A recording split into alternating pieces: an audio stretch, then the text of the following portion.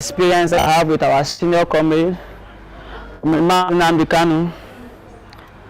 The DSS facility, I was being locked up in New Echo Cell 4, and while Kanu was in Cell 8, and he was happy to receive me and talk to me as a junior comrade. Then I asked him that their narrative going outside all around to Nairobi with a woman. He told me that he wanted to send that message out and correct that narrative. So I told Nigerians and all the IPOB members that the scandal that the federal government are trying to use to rubbish him and rope him to the mud.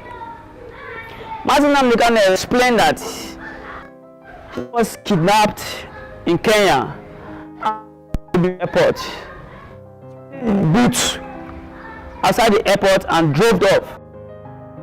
He wasn't there with any woman, and he said I should tell Nigerians to ask questions that if he was there with a woman, who is she, how is she, and what brought him there to see a woman. He said I should also remind Nigerians that in 2015, when he was arrested, they used the same allegation against him.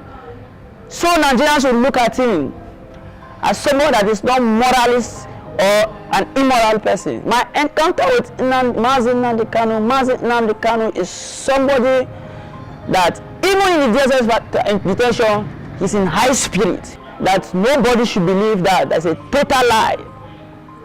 It's a lie. And I urge Nigerians that Mazi Nnamdi Kanu is in high spirits, though he's emotionally traumatized by the DSS, psychologically traumatized. He's not given access to any good medical care. He's not given access to books. Most time, he's always alone because they found out we're interacting with him and he was discussing with us. They have to move us out to where he was, to put us in the mix of hardened criminals so they can break us. But unfortunately for them, we held the Buhari Must Go campaign. Mazi Nnamdi Kanu, after our 7 days hunger strike and during our 7 days protest after the hunger strike, Mazi Nnamdi Kanu saw that the food they give to us was total scandal, was total rubbish. So he has to sneak in the night to send food to us. He threw it, though we are not that close, but he will bring it out from his cell and he will throw it. Then we'll have sticks that will join and we'll drag this food down. He sent, the first time when we started after our hunger strike, we were not given any good food to eat because we could not even eat the food because it wasn't even good.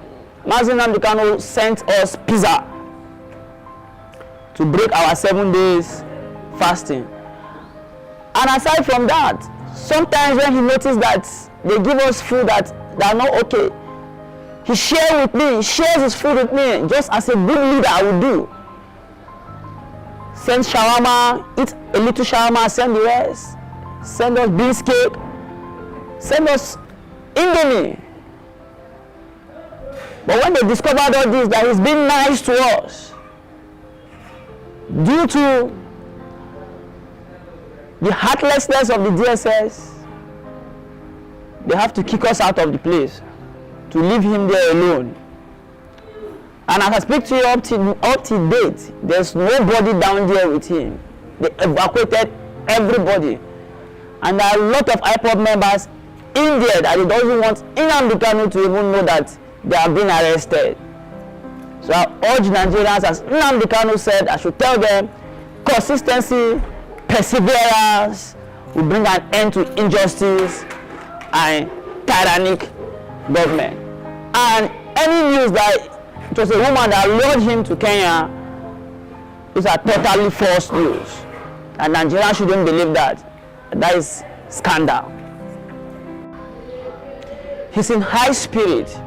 He also said I should tell Nigerians and all the IPOB members that perseverance, consistency in everything we do in the struggle and self-sacrifice, selflessness will bring to the eradication of tyranny and injustice in Nigeria.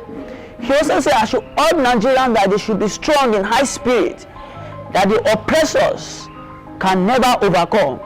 And he also said that Nigerians should know and understand that these governments are looking for every way to keep us silent, and we should refuse to be quiet because our voice are being heard, and they never wanted our voice to be heard.